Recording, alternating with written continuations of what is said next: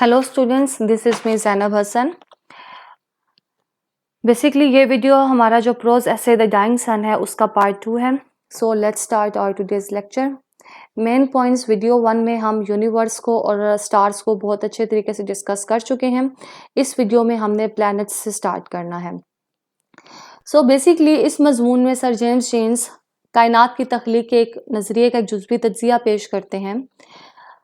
Author के मुताबिक ये कायनात बहुत बड़ी है, इतनी बड़ी है कि इसके अंदर खरबों सितारे मौजूद हैं और ज़्यादातर सितारे इस कदर बड़े हैं कि इनके अंदर लाखों करोड़ों ज़मीनें समा जाएं और फिर भी जगह बच जाती है।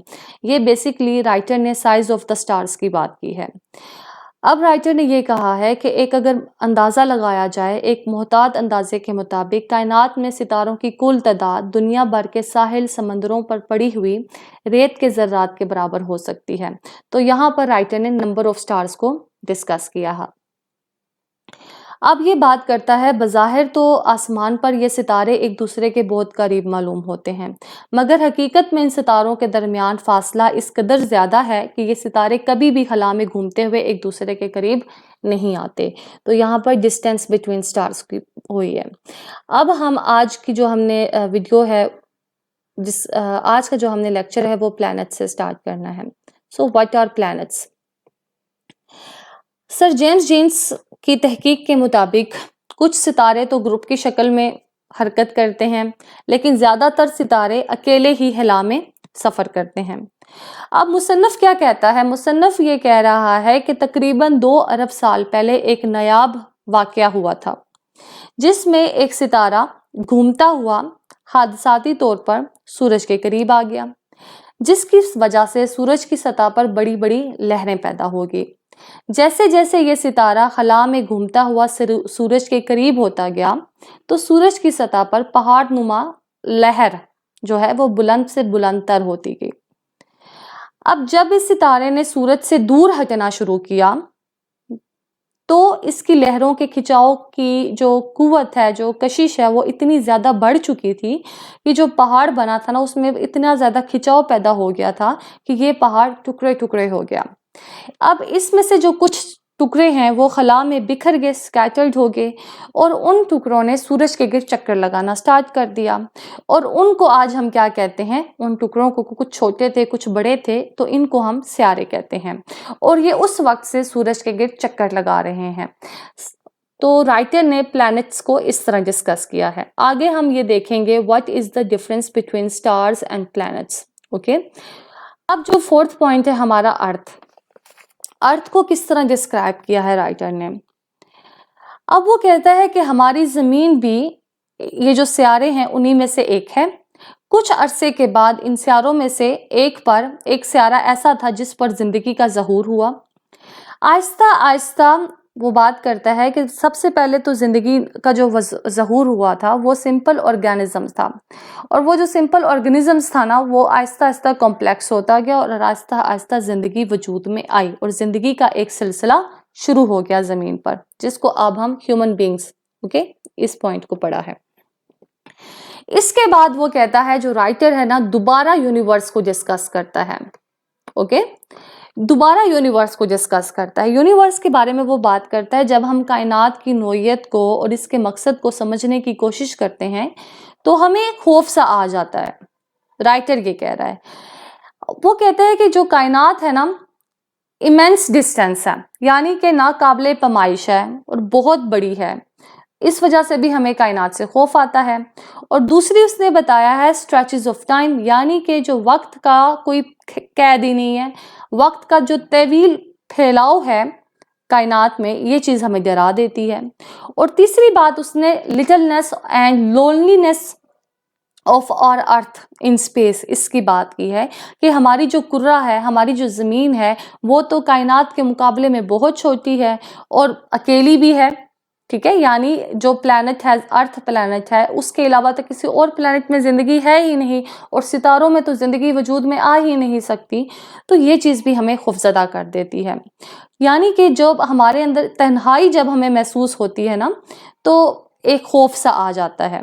और फिर हम जब बात करते हैं टेम्परेचर बेल्ट्स की। टेम्परेचर बेल्ट्स क्या होते हैं? ठीक है, ये भी अभी हम डिस्कस करेंगे। तो राइटर ने यहाँ पर एक बड़े मजे की बात की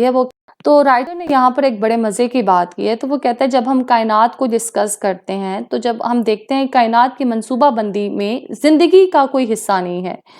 ओके, क्योंकि जब हम टेम्परेचर बेल्ट्स को डिस्कस करेंगे तो आपको पता चल जाएगा कि राइटर ने ये बात क्यों कही है।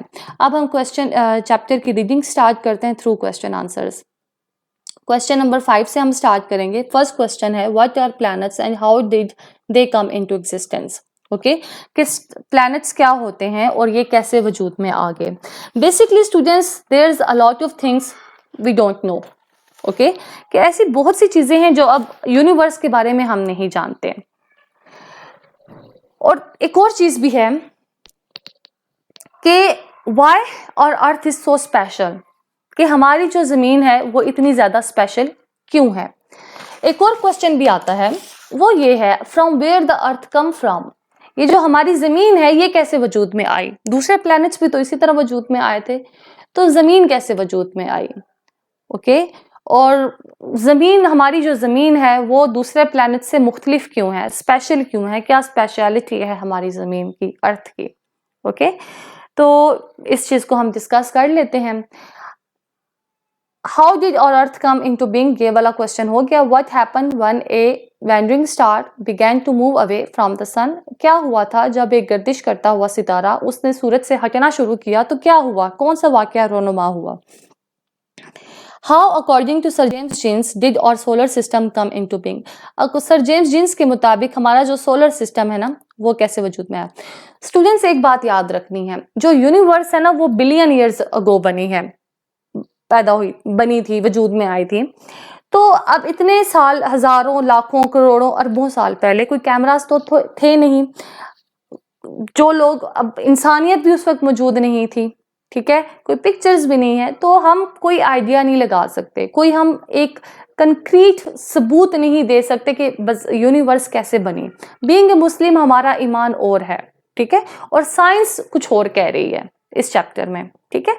तो यहाँ पर बेसिकली बात यह है कि जितने भी कॉस्मोलॉजिस्ट हैं, जितने भी एस्ट्रोनॉमर हैं, जितने भी कह सकते हैं साइंटिस्ट्स हैं, उन्होंने जब यूनिवर्स को एक्सप्लोर किया है, यूनिवर्स को इन्वेस्टिगेट करने की कोशिश की है, तो उन्होंने गेस किया है, उन्होंने क्लूज दिए हैं हमें। तो सर जेम्स जीन्स भी बेसिकली क्लू दे रहे हैं कि वो कहते हैं कि कैसे बनी होगी और ये जो प्लैनेट्स हैं कैसे वजूद में आए होंगे। तो उन्होंने कहा है planets are the torn pieces of the sun. वो कहते हैं कि जो बेसिकली जो प्लैनेट्स हैं ना वो सूरज के ही अलग हुए हुए हिस्से हैं, टुकड़े हैं। According to sir James Jeans 2000 million years ago a wandering star came near the sun. अब सर जेम्स जीन्स के मुताबिक 2000 लाख साल पहले क्या हुआ था, एक गर्दिश करता हुआ सितारा सूरज के करीब आ गया। It raise tides on the surface of the sun, उसने सूरज की सतह पर लहरें पैदा की, बड़ी बड़ी लहरें पैदा की। Okay, when the star moved away, जब जो सितारा है, अब जहरी सी बात है, अब देखें खला है ना, वहां पर ग्रेविटी है, वहां पे कशिश है, तो एक बड़ी चीज छोटी चीज को खींचती है, जहरी सी बात है। अब सूरज एक स्टार है, वो खुद भी सितारा है, और दूसरा जो सितारा था वो गर्दिश करता हुआ सूरज के पास आ गया होगा, तो अब जहरी सी बात है ग्रेविटी थी। जब ग्रेविटी थी तो सूरज ने जहरी सी बात है उस सितारे को अपनी तरफ अट्रैक्ट किया होगा। जब वो सितारा सूरज के पास जाता गया तो उस सूरज की सतह पर बड़ी बड़ी लहरें बनना शुरू होगी। एक वक्त ऐसे आया कि वो सितारा रिवर्स होना स्टार्ट हो गया। जब वो रिवर्स होता है तो खिंचाव इतना ज्यादा था कि एक खलबली सी मच गई सूरज की सतह पर, इतना दबाव बना कि एक धमाका सा हो गया, और उस धमाके के नतीजे में वो जो पहाड़ सा था ना वो टुकड़े टुकड़े हो गया और वो खला में स्कैटर्ड हो गया। ठीक है, अब वो जो पीसीस थे वो सूरज के गिर्द चक्कर लगाना स्टार्ट हो गए, जिनको अब हम सियारे कहते हैं। तो बेसिकली ये चीज बताया है। और वो जो पीसीज है ना वो भी पहले सूरज का हिस्सा ही थे, यानी वो भी पहले आग ही थी, वो भी पहले आग के गोले ही थे, लेकिन आहिस्ता आहिस्ता जहरी सी बात है वो सूरज उनको गर्मी दे रहा था। जब वो सूरज से अलग हुए तो उनका टेम्परेचर थोड़ा सा कम होना स्टार्ट हो गया। ठीक है, तो हमारी जो जमीन है ना वो भी उन्हीं पीसेस में से एक पीस है, लेकिन हमारी जो जमीन है वो प्लैनेट है वो शुरू में तो बहुत गर्म थी, लेकिन आहिस्ता आहिस्ता वो ठंडी पड़ गई, और एकदम से आहिस्ता आहिस्ता कह सकते हैं कि उसका टेम्परेचर इस हद तक हो गया, इस हद तक कम हो गया कि वो जिंदगी को पैदा करने के लिए सूटेबल था। ओके, अब हम नेक्स्ट क्वेश्चन की तरफ आते हैं, why is there no life on the other planets. Students basically जब हम एग्जामिन करते हैं, when we examine the recipe of life on earth, we better able to look life among other planets. Okay, basically what does life need? अगर हम question एक question raise करें खुद से ही कि जिंदगी को क्या चीज जरूरत होती है। जिंदगी को एक मॉडरेट टेम्परेचर की जरूरत है, जिंदगी को एक हवा की जरूरत है, ऑक्सीजन की जरूरत है, जिंदगी को पानी की जरूरत है, यानी कि इन सब फूड की जरूरत है, प्लांट्स की जरूरत है, ऑक्सीजन की जरूरत है, इन सब चीजों की जरूरत है। दूसरे जो प्लैनेट्स है ना वो क्या है, अब यहाँ पर मैं आपको ये आंसर लिखा हुआ है, there is no life on other planets because they don't have moderate temperature. जो फर्स्ट कंडीशन है ना जिंदगी के लिए वो मॉडरेट टेम्परेचर है, तो वो दूसरे प्लैनेट्स में जो मॉडरेट टेम्परेचर है वो तो अवेलेबल ही नहीं है, इसी वजह से जिंदगी वहां पर पैदा ही नहीं हो सकती। Only the earth has temperature at which things can exist in a liquid state. सिर्फ जो जमीन है, हमारी जो कुर्रा है, उसका जो टेम्परेचर है वो ऐसा है कि वहां पर जो चीजें हैं ना वो लिक्विड स्टेट में रह सकती हैं। Other planets are rather too cold और टू हॉट। जो दूसरे प्लैनेट्स हैं या तो वो बहुत ज्यादा ठंडे हैं, ज़ाहिर सी बात है जो सितारे सूरज से दूर हैं, ठीक है, उनको सूरज की हरारत नहीं पहुंच रही तो वो बहुत ठंडे होंगे। और वो सितारे जो सियारे हैं, जो प्लैनेट्स जो सूरज के करीब हैं, बहुत करीब हैं, तो उनको तो सूरज की जो एनर्जी है, जो हीट है वो डायरेक्ट मिल रही होगी, तो वो बहुत ही गर्म है। तो या तो जिंदगी जम जा सकती है या तो वो पिघल जाएगी कोई चीज, तो वहां पे जिंदगी वजूद में आ ही नहीं सकती, ठीक है। Planets which are nearer the sun are very hot, whereas का मतलब होता है जबकि, okay, which are far away from the sun are very cold. अब वो कहते हैं जबकि जो सूरज से दूर हैं, फार अवे हैं, वो बहुत ज्यादा ठंडे हैं। That's why planets don't have any life. और यही वजह है कि प्लैनेट्स में जिंदगी नहीं है, ओके। इसका आंसर, अब ये क्वेश्चन आपका इंपॉर्टेंट है, इसको देख लीजिएगा।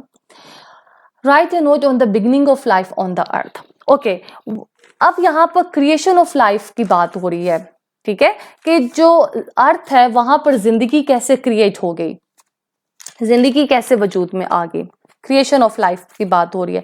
तो बेसिकली सिंपल ऑर्गेनिज्म से स्टार्ट हुई थी, ठीक है। अब यहाँ पर बिगिनिंग ऑफ लाइफ की बात हुई है कि जिंदगी कैसे बिगिन होगी अर्थ पर, तो यहाँ पर सिंपल ऑर्गेनिजम्स की बात हुई है। वो कहता है, सर जेम्स जीन्स कहते हैं, जो जमीन पर जो जिंदगी की शुरुआत है ना वो एक सादा से खुलिये की सूरत में हुई थी, और वो खुलिया आहिस्ता आहिस्ता कॉम्प्लेक्स होता गया, और इतना कॉम्प्लेक्स हो गया कि आखिरकार जानदार इंसान बन गए, और ऐसे जानदार वजूद में आ गए जिनमें फीलिंग्स थी, जिनमें एम्बिशंस थी, जिनमें डिजायर्स थी, जिनमें सेंस ऑफ ब्यूटी थी, जिनमें रिलीजन था, सिविलाइजेशन थी, कल्चर थी, ठीक है।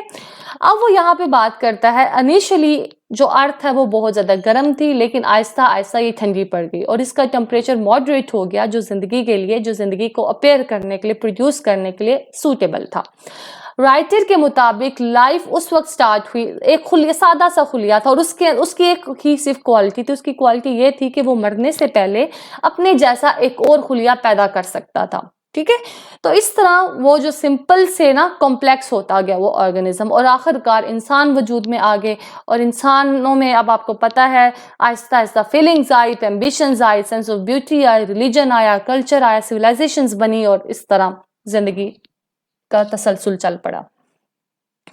अच्छा जी, अब यहाँ पर ना उसने जब जिंदगी को डिस्कस कर लिया, राइटर ने प्लैनेट्स को डिस्कस कर लिया, स्टार्स को डिस्कस कर लिया, साइज ऑफ स्टार्स को डिस्कस कर लिया, नंबर ऑफ स्टार्स को डिस्कस कर लिया, डिस्टेंस बिटवीन द स्टार्स को डिस्कस कर लिया, यूनिवर्स को डिस्कस कर लिया, ओरिजिन ऑफ यूनिवर्स को डिस्कस कर लिया, तो उसके अंदर वो कहता है कि जब हम इन सब चीज़ों को पढ़ते हैं, इन्वेस्टिगेट करते हैं, एक्सप्लोर करते हैं, तो हम खौफ में मुब्तला हो जाते हैं, हमें कायनात से डर लगना स्टार्ट हो जाते हैं, ठीक है।